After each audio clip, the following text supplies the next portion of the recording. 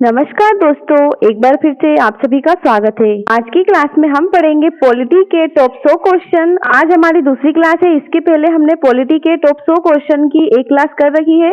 तो फ्रेंड्स, अगर आप एसएससी सीजीएल 2026 की एग्जाम देने जा रहे हैं तो ये क्लास आपके लिए काफी ज्यादा इम्पोर्टेंट होने वाली है। इसके अलावा अगर आप किसी भी गवर्नमेंट एग्जाम की तैयारी कर रहे हैं तो उसके लिए भी, जिसमें पॉलिटी पूछी जाती है, सभी के लिए ये क्लास मोस्ट इम्पोर्टेंट होने वाली है। इसमें मैंने टॉप क्वेश्चन लिए हैं। ये शुरू करते हैं हमारे पहले क्वेश्चन से। संविधान की 5वीं अनुसूची का संबंध किससे है? तो फ्रेंड्स, अनुसूचित क्षेत्र एवं अनुसूचित जनजातियों का प्रशासन है जो संविधान की 5वीं अनुसूची है उसके अंतर्गत मुख्यतः मध्य भारत के जनजातीय क्षेत्रों में ये लागू होती है। ठीक है, चलिए बढ़ते हैं अगले क्वेश्चन की ओर। भारतीय संविधान में एकल नागरिकता की प्रावधारणा किस देश से ली गई? तो फ्रेंड्स, यूएसए में दोहरी नागरिकता है, जबकि भारत के संविधान में एकल नागरिकता है और हमने ये ली है ब्रिटेन के संविधान से। ठीक है, चलिए नेक्स्ट है, संविधान के किस अनुच्छेद के अंतर्गत संसद नए राज्यों को संघ में सम्मिलित कर सकती है? तो फ्रेंड्स, संसद जो आर्टिकल 2 है उसके तहत जो नए राज्य है उनको संघ में शामिल कर सकती है। ठीक है, राज्यों की सीमाओं और नामों में परिवर्तन है आर्टिकल 3 में। ठीक है, चलिए बढ़ते हैं अगले क्वेश्चन की ओर। भारतीय संविधान का कौन सा भाग राज्य के नीति निर्देशक तत्वों से संबंधित है? तो भाग जो 4 है उसमें डीपीएसपी दे रखे हैं। ठीक है, आर्टिकल 36 से 51 के अंतर्गत आते हैं ये। और जो डीपीएसपी है उसका उद्देश्य क्या है? कल्याणकारी राज्य की स्थापना करना। नेक्स्ट है, विधानसभा द्वारा राष्ट्रीय ध्वज को कब अपनाया गया? फ्रेंड्स, 22 जुलाई 1947 को राष्ट्रीय ध्वज को अपनाया और इसके केंद्र में क्या है? अशोक चक्र। ठीक है, नेक्स्ट है, संविधान की 6ठी अनुसूची किन राज्यों के जनजातीय क्षेत्रों से संबंधित है? तो असम, मेघालय, त्रिपुरा और मिजोरम से संबंधित है। ठीक है, 6ठी अनुसूची स्वायत्त जिला परिषदों का प्रावधान करती है। ठीक है, चलिए भाई नेक्स्ट है, भारतीय संविधान का कौन सा अनुच्छेद संसद को नागरिकता संबंधी कानून बनाने की शक्ति देता है? तो फ्रेंड्स, नागरिकता है भाग 2 में, और जो संसद को नागरिकता संबंधी कानून बनाने की शक्ति देता है वो है अनुच्छेद नंबर 11। याद रखेंगे, ऑप्शन नंबर सी यहाँ पर राइट आंसर हो जाता है। ठीक है, संसद ने इसी शक्ति के आधार पर नागरिकता कार्य जो अधिनियम है नागरिकता 1955 उसे बनाया था। चलिए नेक्स्ट है, भारतीय संविधान में कानून के समक्ष समानता की अवधारणा किस देश से ली गई? तो अनुच्छेद जो 14 है उसमें इसका प्रावधान है कानून के समक्ष समानता, और ये हमने कहा से ब्रिटेन से अपनाया है। ठीक है, नेक्स्ट है, भारतीय संविधान में विधि का समान संरक्षण की अवधारणा किस देश से ली गई? तो करेक्ट आंसर हो जाएगा यूएसए के संविधान से। ठीक है, विधि के समान संरक्षण। संविधान की प्रस्तावना में प्रयुक्त धर्मनिरपेक्ष शब्द किस संविधान संशोधन के द्वारा जोड़ा गया? तो मोस्ट इंपोर्टेंट प्रश्न है, कई बार एग्जाम में ये क्वेश्चन भी आता है। तो करेक्ट आंसर हो जाएगा 42वें संशोधन के द्वारा। ठीक है, 42वें संशोधन 1976 के द्वारा ही समाजवादी, अखंडता और धर्मनिरपेक्ष शब्दों को जोड़ा गया था। ठीक है, नेक्स्ट है, भारतीय संविधान की उद्देशिका की संविधान का अभिन्न अंग किस मामले में माना गया? तो फ्रेंड्स, जो उद्देशिका है वो संविधान का अभिन्न अंग है और इसे माना है 1973 में केशवानंद भारती मामले के तहत। ठीक है, नेक्स्ट है, मूल संरचना सिद्धांत का प्रतिपादन किस मामले में किया गया? तो करेक्ट आंसर हो जाएगा केशवानंद भारती मामले में। ठीक है, 1973। चलिए नेक्स्ट है, संविधान संशोधन भी मौलिक अधिकारों को सीमित कर सकता है, यह निर्णय है किस मामले में दिया गया? तो फ्रेंड्स, ये निर्णय शंकरी प्रसाद मामले में दिया गया था। ठीक है, कि संविधान संशोधन भी मौलिक अधिकारों को सीमित कर सकता है। ठीक है, सर्वोच्च न्यायालय ने संशोधन की शक्ति है उसे व्यापक माना। ओके, चलिए नेक्स्ट है, भारतीय संविधान में न्यायिक सक्रियता को बढ़ावा देने वाले प्रमुख साधन कौन से हैं? तो करेक्ट आंसर हो जाएगा जनहित याचिका, जिसे कि पिल भी कहा जाता है, पब्लिक इंटरेस्ट लिटिगेशन। ठीक है, इससे न्याय तक पहुंच को आसान बनाया। अगला प्रश्न है, मंडल आयोग किस विषय से संबंधित था? मोस्ट इंपोर्टेंट प्रश्न है, मंडल आयोग का संबंध था पिछड़े वर्गों के आरक्षण से। ओके, तो ऑप्शन नंबर सी इसका करेक्ट आंसर हो जाएगा। जो बीपी मंडल थे इसके अध्यक्ष थे और ओबीसी आरक्षण की सिफारिश की गई थी इसके तहत। नेक्स्ट है, इंदिरा साहनी मामला 1992 मुख्य रूप से किससे संबंधित है? तो फ्रेंड्स, इसका संबंध हो जाएगा ओबीसी आरक्षण से। ठीक है, 27% और जो ओबीसी है उसको आरक्षण को वैध ठहराया गया था इसमें, और 50% सीमा का सिद्धांत भी स्थापित हुआ। अगला है, संविधान की मूल संरचना में से कौन सा तत्व माना जाता है? तो करेक्ट आंसर हो जाएगा उपयुक्त सभी, यानी कि न्यायिक पुनरावलोकन, संघवाद और संविधान की सर्वोच्चता, ये सभी संविधान की मूल संरचना के तत्व माने जाते हैं। अगला है, एस आर बोम्मई मामला मुख्य रूप से किससे संबंधित है? तो फ्रेंड्स इसका संबंध हो जाएगा आर्टिकल 356 से। ठीक है, राष्ट्रपति शासन पर न्यायिक समीक्षा को मान्यता दी गई और संघवाद को मूल संरचना माना गया। अगला प्रश्न है, जनहित याचिका की अवधारणा भारत में किस देश से प्रेरित मानी जाती है? फ्रेंड्स जो जनहित याचिका है वो अमेरिका के संविधान से प्रेरित मानी जाती है। भारत में न्यायमूर्ति पीएन भगवती और वीआर कृष्ण अय्यर इन्होंने इसे विकसित किया था। ठीक है, चलिए अगला प्रश्न है, संविधान की व्याख्या का अंतिम अधिकार किसके पास है? तो सर्वोच्च न्यायालय के पास अंतिम अधिकार है। ठीक है, संविधान की व्याख्या का। नेक्स्ट है, भारतीय संविधान में सहकारी संघवाद की अवधारणा को बढ़ावा देने वाली कौन सी संस्था है? तो फ्रेंड्स ये बनी है नीति आयोग, जो कि 2015 में योजना आयोग का इसने स्थान लिया है। ठीक है, अगला प्रश्न है, संविधान के अनुसार अंतर्राज्यीय परिषद का गठन किस आर्टिकल के अंतर्गत किया गया? तो करेक्ट आंसर हो जाएगा आर्टिकल 263 के अंतर्गत। ओके, नेक्स्ट है, सरकारिया आयोग मुख्य रूप से किससे संबंधित था? तो फ्रेंड्स 1983 में गठन हुआ था। 1983 में सरकारिया आयोग का गठन हुआ था और केंद्र राज्य संबंध से इसका जो संबंध हो जाएगा। ठीक है, सरकारिया आयोग का। अगला है, पंची आयोग किस विषय से संबंधित है? तो 2007 में गठित हुआ है और केंद्र राज्य संबंध से इसका संबंध हो जाएगा। चलिए अगला प्रश्न है, शून्यकाल भारतीय संसद की कार्यवाही में कब शुरू होता है? तो फ्रेंड्स दोपहर 12 बजे शुरू होता है और प्रश्नकाल के तुरंत बाद शून्यकाल स्टार्ट किया जाता है। अगला है, प्रश्नकाल का मुख्य उद्देश्य क्या है? तो इसका मुख्य उद्देश्य क्या हो जाएगा? सरकार को उत्तरदायी बनाना। ठीक है, नेक्स्ट है, भारतीय संसद में कटौती प्रस्ताव किससे संबंधित है? तो फ्रेंड्स अनुदान की मांगों पर चर्चा के दौरान इसे लाया जाता है और बजट से संबंधित होता है कटौती प्रस्ताव। ठीक है, नेक्स्ट है, लोक लेखा समिति का प्रमुख कार्य क्या है? तो इसका प्रमुख कार्य है सरकारी व्यय की जांच करना। ओके, और लोक लेखा समिति एक महत्वपूर्ण वित्तीय समिति है। ठीक है, नेक्स्ट है, लोक लेखा समिति का अध्यक्ष सामान्यतः किस दल से चुना जाता है? तो फ्रेंड्स ये चुना जाता है विपक्ष से। ठीक है, लोक लेखा समिति के अध्यक्ष होते हैं वो विपक्ष से चुने जाते हैं। नेक्स्ट है, प्राक्कलन समिति का मुख्य कार्य क्या है? तो सरकारी व्यय में मितव्ययिता के सुझाव देना प्राक्कलन समिति का प्रमुख कार्य है। ठीक है, ऑप्शन नंबर है यहाँ पर राइट आंसर हो जाएगा।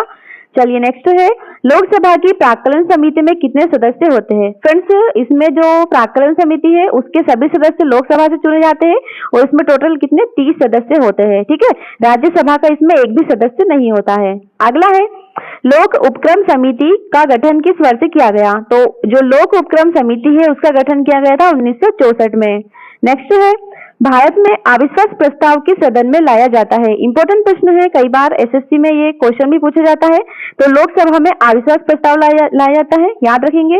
नेक्स्ट है, भारतीय संसद में ध्यानाकर्षण प्रस्ताव का उद्देश्य क्या है? तो फ्रेंड्स इसका संबंध हो जाएगा तात्कालिक लोक महत्व के विषय पर ध्यान आकर्षित करना। ठीक है, अगला है, भारत में वित्त आयोग की सिफारिशें किस प्रकार की होती है? तो फ्रेंड्स सलाहकारी होती है। वित्त आयोग की जो सिफारिश है वो केवल सलाहकारी होती है। ठीक है, नेक्स्ट है, भारत में लोकसभा और राज्यसभा की जो संयुक्त बैठक है उसकी अध्यक्षता कौन करता है? फ्रेंड्स आर्टिकल 108 के तहत संयुक्त बैठक की जाती है और बुलाते कौन है? भारत के राष्ट्रपति, लेकिन इसकी अध्यक्षता कौन करेंगे? लोकसभा के अध्यक्ष। ठीक है, नेक्स्ट है, भारत के संविधान में राज्य की परिभाषा किस अनुच्छेद में दी गई है? तो राज्य की परिभाषा अनुच्छेद 12 में दी गई है। ठीक है, नेक्स्ट है, भारत में नियंत्रक एवं महालेखा परीक्षक की रिपोर्ट किसे प्रस्तुत की जाती है? तो फ्रेंड्स ये राष्ट्रपति को जो लोक लेखा नियंत्रक एवं महालेखा परीक्षक है उसकी रिपोर्ट राष्ट्रपति द्वारा प्रस्तुत की जाती है। तो फ्रेंड्स जो सीएजी है उनकी रिपोर्ट राष्ट्रपति के सामने प्रस्तुत की जाती है, याद रखेंगे। नेक्स्ट है, संविधान के किस अनुच्छेद के अंतर्गत संसद को सर्वोच्च न्यायालय के अधिकार क्षेत्र का विस्तार करने की शक्ति प्राप्त है? तो ये है आर्टिकल 138 के अंतर्गत। ठीक है, अगला है, संसद की किसी सदन की बैठक बुलाने और सत्रावसान करने की शक्ति किसके पास होती है? फ्रेंड्स आर्टिकल 85 के अंतर्गत जो संसद को सदन में बैठाने की और सत्रावसान करने की शक्ति है वो होती है राष्ट्रपति के पास। ओके, चलिए नेक्स्ट है, भारत में परिसीमन आयोग का गठन किसके द्वारा किया जाता है? इंपॉर्टेंट प्रश्न है, संसद द्वारा अधिनियम के माध्यम से भारत में परिसीमन आयोग का गठन किया जाता है। ठीक है, नेक्स्ट है, भारत के महान्यायवादी अटॉर्नी जनरल को संसद के सदनों में बोलने का अधिकार है। ठीक है, लेकिन क्या? तो फ्रेंड्स इन्हें जो महान्यायवादी होते हैं भारत के उन्हें संसद में बोलने का तो अधिकार है लेकिन ये इसमें मतदान नहीं कर सकते हैं। ओके, अगला है, भारत में प्रशासनिक अधिकारों का प्रावधान किस संविधान संशोधन के द्वारा जोड़ा गया? तो 42वें संविधान संशोधन के द्वारा इसे जोड़ा गया है। ओके। भारत में निर्वाचन क्षेत्रों के परिसीमन का आधार कौन सी जनगणना होती है? तो संसद द्वारा निर्दिष्ट जनगणना होती है। Option number B correct answer हो जाएगा। ठीक है। अगला है, संविधान के अनुसार भारत का राजभाषा आयोग किस आर्टिकल के अंतर्गत गठित किया गया? तो भारत का जो राजभाषा आयोग है वो अनुच्छेद 344 के द्वारा गठन किया गया है। नेक्स्ट है, संसद की लोक लेखा समिति पीएससी का कार्यकाल कितना होता है? लोक लेखा समिति का कार्यकाल कितना होगा? 1 वर्ष। ठीक है। नेक्स्ट है, भारत में संघ और राज्यों के बीच करों के बंटवारे की सिफारिश कौन करता है? कौन करेंगे? वित्त आयोग। आर्टिकल 280 में इसका वर्णन है। ठीक है। नेक्स्ट है, संविधान के किस अनुच्छेद के अंतर्गत राष्ट्रपति सर्वोच्च न्यायालय से परामर्श मांग सकता है? फ्रेंड्स, भारत के जो राष्ट्रपति सर्वोच्च न्यायालय से परामर्श मांग सकता है आर्टिकल 143 के अंतर्गत। याद रखेंगे, ऑप्शन नंबर सी यहाँ पर राइट आंसर हो जाएगा। नेक्स्ट है, भारत में जीएसटी परिषद का अध्यक्ष कौन होता है? फ्रेंड्स, भारत में जो केंद्रीय वित्त आयोग है वो जीएसटी परिषद के अध्यक्ष होते हैं। आर्टिकल 279 ए के तहत जो जीएसटी है उसका परिषद का गठन किया गया था और ये अप्रत्यक्ष कर है उसका प्रावधान करती है जीएसटी परिषद। नेक्स्ट है, भारत में व्हिप जारी करने का अधिकार किसे होता है? मोस्ट इंपोर्टेंट प्रश्न है फ्रेंड्स। जो राजनीतिक दल है वो व्हिप जारी करने का अधिकार उनको प्राप्त होता है। ठीक है। भारत के संविधान में राष्ट्रीय अनुसूचित जनजाति आयोग को संवैधानिक दर्जा किस संविधान संशोधन के द्वारा प्राप्त हुआ?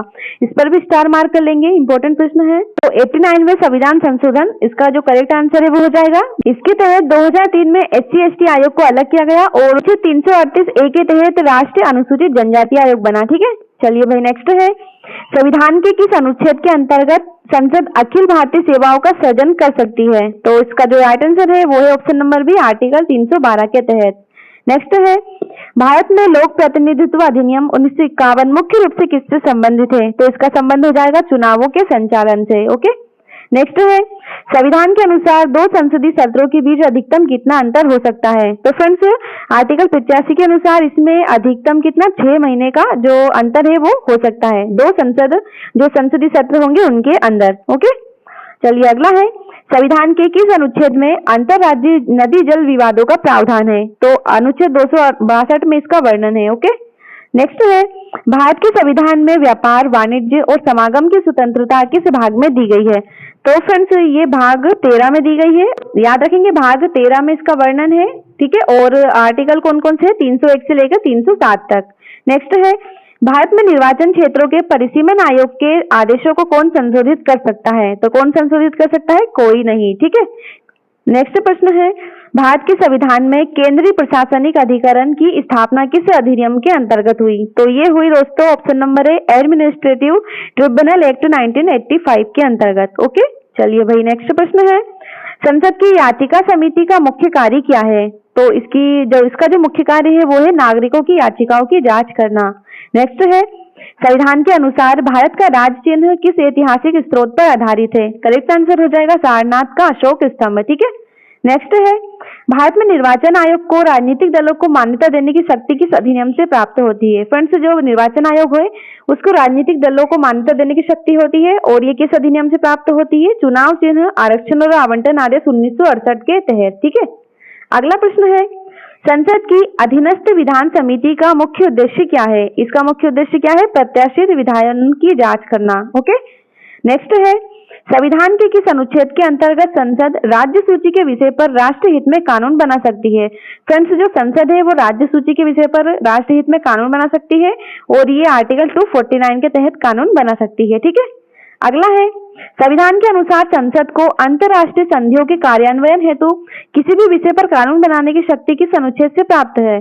तो ऑप्शन नंबर सी 253 के तहत ये प्राप्त है। ठीक है। भारत में किसी राज्य की विधान परिषद के गठन या समाप्ति का अधिकार किसके पास है? तो फ्रेंड्स, संसद के पास है किसी भी राज्य की विधान परिषद को गठन या फिर समाप्त करने का अधिकार। ओके। अगला है, संविधान के किस आर्टिकल में राज्यों के बीच पूर्ण प्रस्ताव और पूर्ण विश्वास एवं मान्यता का प्रावधान है? तो करेक्ट आंसर हो जाएगा ऑप्शन नंबर बी आर्टिकल 261 के अंतर्गत। अगला प्रश्न है, संसद की सरकारी आश्वासन समिति किसकी निगरानी करती है? करेक्ट आंसर हो जाएगा मंत्रियों द्वारा सदनों में दिए गए आश्वासन से। ठीक है। नेक्स्ट है, संविधान के अनुसार संसद राज्य सूची पर कानून बना सकती है यदि 2 या अधिक राज्य अनुरोध करें। यह प्रावधान किस आर्टिकल में है? तो फ्रेंड्स करेक्ट आंसर हो जाएगा अनुच्छेद नंबर 252। ओके, अगला है भारत में लोकसभा सचिवालय किसके प्रत्यक्ष नियंत्रण में कार्य करता है? किसके नियंत्रण में कार्य करेगा? लोकसभा अध्यक्ष के। ओके, नेक्स्ट है संविधान के किस अनुच्छेद के अंतर्गत संसद नई अखिल जो भारतीय सेवाएं है उसका स्थापित कर सकती है? अखिल भारतीय सेवाओं के अंतर्गत आईपीएस, आईएएस और आईएफएस जैसे जो विभाग है वो आते हैं। तो इसका जो राइट आंसर हो जाएगा वो है अनुच्छेद 312 के अंतर्गत। ठीक है, नेक्स्ट है भारत के संविधान में लोक सेवा आयोगों के व्यय किस निधि पर भारित होते हैं? करेक्ट आंसर हो जाएगा भारत की संचित निधि पर। ठीक है, संसद इन व्ययों पर मतदान नहीं करती है, ये भी याद रखेंगे। नेक्स्ट है संसद की विशेषाधिकार समिति का मुख्य कार्य क्या है? तो फ्रेंड्स इसका प्रमुख कार्य है सदन के विशेषाधिकारों के उल्लंघन की जांच करना। नेक्स्ट है संविधान के किस आर्टिकल में व्यक्ति को कर केवल विधि के प्राधिकरण द्वारा ही लगाया जा सकता है? इसका प्रावधान है, तो इसका प्रावधान है अनुच्छेद 265 के अंतर्गत। ठीक है, नेक्स्ट क्वेश्चन है भारत में संघ लोक सेवा आयोग की वार्षिक रिपोर्ट किसे सौंपी जाती है? इंपोर्टेंट प्रश्न है। तो फ्रेंड्स राष्ट्रपति को जो संघ लोक सेवा आयोग है उसकी वार्षिक रिपोर्ट सौंपी जाती है। ठीक है, नेक्स्ट है संसद की आचार समिति का संबंध मुख्यतः किससे है? तो इसका संबंध हो जाएगा सांसदों के नैतिक आचरण से। नेक्स्ट है भारत में राष्ट्रीय आपातकाल की उद्घोषणा को संसद द्वारा कितने समय के भीतर अनुमोदित किया जाना आवश्यक है? तो फ्रेंड्स जो राष्ट्रीय आपातकाल है उसकी उद्घोषणा को संसद द्वारा 1 माह के अंतर्गत राष्ट्रीय आपातकाल की घोषणा को अनुमोदित किया जाना आवश्यक है। ठीक है, 44वें संशोधन के बाद अवधि 2 महीने से घटाकर कितने 1 महीने कर दी गई थी। नेक्स्ट है संविधान के अनुसार भारत का कोई क्षेत्र किसी विदेशी राज्य को सौंपने के लिए क्या आवश्यक है? तो करेक्ट आंसर हो जाएगा संविधान संशोधन करना पड़ेगा उसके लिए। ठीक है, अगला है संसद की नियम समिति का कार्य क्या है? तो इसका कार्य क्या है? संसद की कार्य प्रणाली के नियमों पर विचार करना। भारत में संघ और राज्यों के बीच प्रशासनिक संबंध किस भाग में वर्णित है? तो फ्रेंड्स संघ और राज्यों के बीच प्रशासनिक संबंध भाग 11 में है, याद रखेंगे।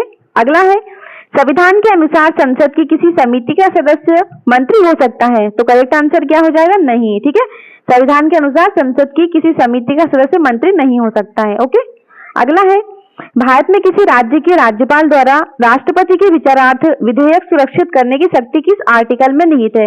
तो फ्रेंड्स ये शक्ति है अनुच्छेद 200 में, याद रखेंगे। चलिए भाई नेक्स्ट प्रश्न है सदल पटल पर रखे गए पत्रों संबंधी समिति का मुख्य कार्य क्या है? तो इसका मुख्य कार्य क्या है? सरकारी दस्तावेजों की जांच करना। ठीक है, अगला है भारत में राज्यपाल की क्षमादान शक्ति किस अनुच्छेद के अंतर्गत दी गई है? तो राज्यपाल को जो क्षमादान की शक्ति है वो दे रखी है अनुच्छेद 161 के तहत, याद रखेंगे। भारत में नियंत्रक एवं महालेखा परीक्षक जो सीएजी है उनकी सेवा शर्तें नियुक्ति के बाद किसके द्वारा अलाभकारी रूप से बदली नहीं जा सकती?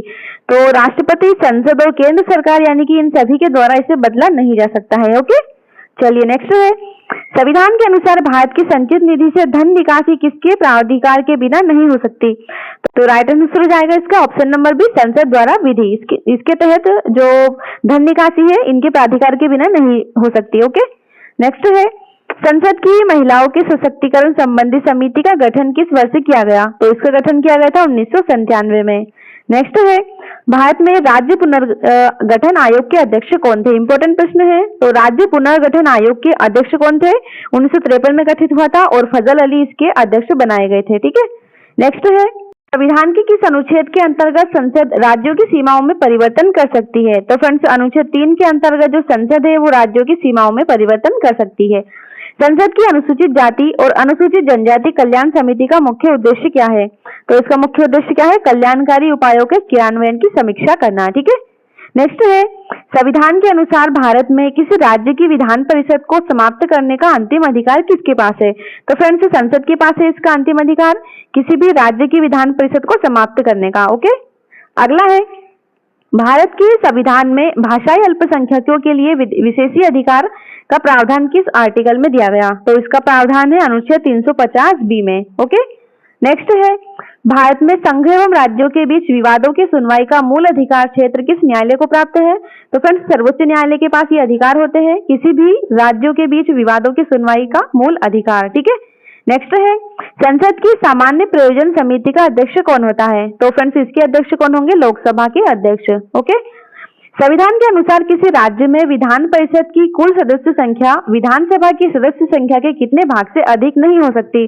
तो फ्रेंड्स, मिनिमम सदस्य संख्या कितनी 40 होना अनिवार्य है और 1/3 इसका करेक्ट आंसर हो जाएगा। ठीक है, अगला प्रश्न है, भारत में राष्ट्रीय अनुसूचित जाति आयोग को अलग संवैधानिक दर्जा के संशोधन के द्वारा प्राप्त हुआ। तो इसका जो करेक्ट आंसर है वो है 89वां संशोधन, याद रखेंगे। नेक्स्ट है, भारत में संसद की संयुक्त समिति का जो गठन है किस उद्देश्य से किया जाता है। तो फ्रेंड्स, इसका गठन किसी विशेष मामले की जांच के लिए किया जाता है। ओके, नेक्स्ट है, संविधान के किस आर्टिकल में प्राथमिक स्तर पर मातृभाषा में शिक्षा की व्यवस्था का निर्देश दिया जाता है। करेक्ट आंसर हो जाएगा option number B, article 350A। Okay, next है, संसद की अनुपस्थित सदस्यों संबंधी समिति का कार्य क्या है। तो इसका प्रमुख कार्य क्या है, अनुपस्थित सदस्यों के मामलों की जांच करना। नेक्स्ट है, संविधान के अनुसार संसद को अवशिष्ट विषयों पर कानून बनाने की शक्ति किस सूची के कारण प्राप्त है। करेक्ट आंसर क्या है, संघ सूची के अंतर्गत। और अंतिम प्रश्न है, भारतीय संविधान में हिंदी भाषा के विकास हेतु निर्देश किस आर्टिकल में दिया गया है। तो फ्रेंड्स, आर्टिकल 351 में ये दिया गया है। ओके, तो आज के टॉप 100 क्वेश्चन आपको कैसे लगे कमेंट करके बताना है। उम्मीद है आपको आज का सेशन अच्छा लगा होगा। मिलते हैं नेक्स्ट वीडियो में। जय हिंद, जय भारत।